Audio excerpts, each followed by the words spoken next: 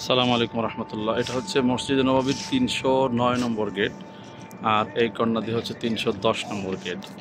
এই ৩০৯ অথবা ৩১০, আপনি যেদিক থেকে আসেন না কেন দেখেন ৩০৯ লেখা আছে। যে দিক থেকে বের হয় আর ঠিক এই কর্নারে ৩০৯ এবং ৩১০ এর কর্নার থেকে বের হলেই এই হলো মসজিদে গামামা। মসজিদে গামামা দেখতে পাচ্ছেন, অনেক পুরোনো ঐতিহ্যবাহী মসজিদ। এই হলো মসজিদের গামামার কর্নার। এখানে একটা সুন্দর পার্কের মতো আছে, বসার ব্যবস্থা আছে। তো এখান থেকে বের হতে হবে ৩০৯ অথবা ১০ দিয়ে বের হয়ে সোজা আসবেন হলো এদিকে। দেখেন এখানে দেখা যাচ্ছে ফন্দুক ইলাফ তাকওয়া। এটা একটি 5 স্টার হোটেল। এই যে হোটেল ইলাফ তাকওয়া লেখা আছে আরবিতে এবং ইংলিশে। এরপরে আছে মানাখত রোতানা। রোতানা একটা হোটেল, এটাও 5 স্টার হোটেল, নতুন হয়েছে। এই দুই 5 স্টার হোটেলের মাঝখান দিয়ে যে রাস্তাটা গেল, এই রাস্তাতেই সামনে গেলে কোবা স্কোয়ার, কোবা চত্বর সামনে আমি আপনাদেরকে দেখাচ্ছি। দেখুন এই যে এখানে কিন্তু একটা বিশাল সুন্দর পার্ক। মসজিদে গামামার এই সাইডে আমরা আসলাম এখন। তো ৩০৯ অথবা ৩১০ নম্বর গেট দিয়ে ঘুরে এসে আপনি সোজা চলে আসবেন এই রাস্তাটা দেখতে পাচ্ছেন। এই যে দুই বিল্ডিংয়ের মাঝখান দিয়ে সুন্দর একটি ওয়াকিং ওয়ে আছে। এখান থেকে সোজা গেলেই কোবা স্কোয়ার, এরপরে আমাদের আবাসিক হোটেল এবং রেস্টুরেন্ট।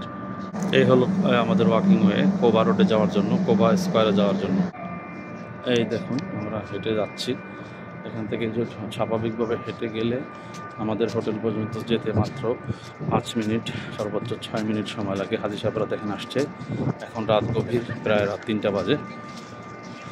তো হাজিরা আস্তে আস্তে আসতেছেন ফজর যাওয়ার জন্য এবং তাহাজ্জুদের জন্য। কিছুক্ষণ পরেই তাহাজ্জুদের আজান দেওয়া হবে মসজিদে নববীতে।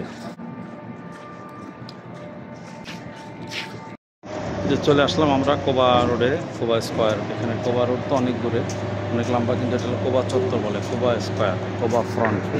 এই যে এখানে লেখা আছে কোবা ফ্রন্ট, দেখতে পাচ্ছেন কোবা ফ্রন্ট লেখা রয়েছে। এই হলো কোবা চত্বর। এখানে একটা ওয়াচ টাওয়ার আছে, দেখতে পাচ্ছেন ওয়াচ টাওয়ার।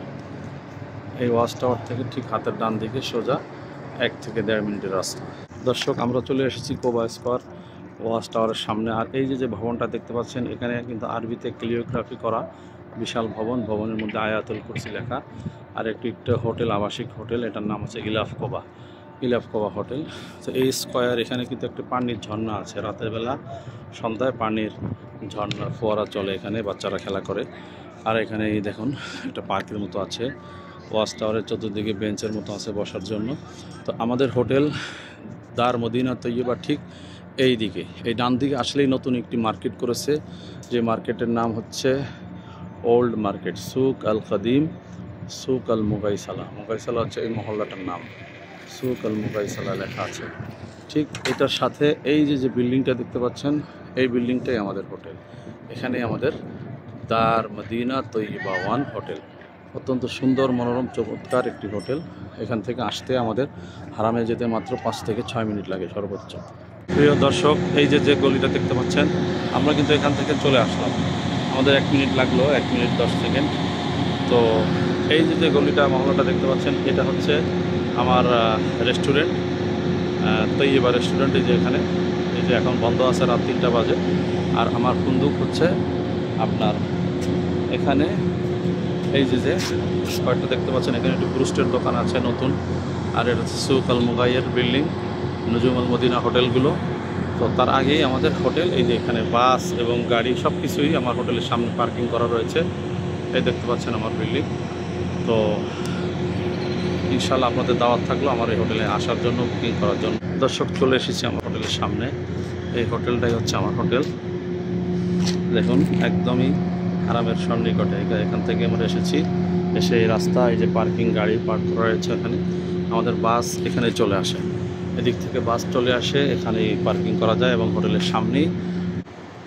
এটাই হচ্ছে হোটেলের প্রবেশদ্বার। তো যেহেতু এখন রাত 3টা বাজে, বন্ধ রয়েছে ভিতর থেকে, এখন লাইটও বন্ধ আছে। তো এটাই হচ্ছে আমার হোটেল।